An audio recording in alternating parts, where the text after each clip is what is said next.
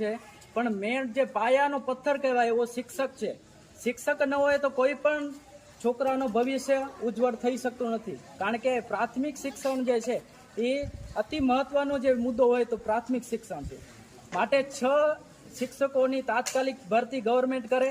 અગર તાત્કાલિક 6 શિક્ષકોની ભરતી નથી કરતી તો આવનાર સમયમાં મોટી ખખર ગામના તમામ સમાજના લોકો, તમામ વાલીઓ, ગ્રામજનો ભેગા રહી આવનાર સમયમાં મોટી ખખર ગામનો અગર અમને જરૂર પડશે તો સ્કૂલ બંધ રખાવશું, જરૂર પડશે તો રેલીઓ કાઢશું, જરૂર પડશે તો આંદોલન કરશું, જરૂર પડશે તો ઉપવાસ કરશું.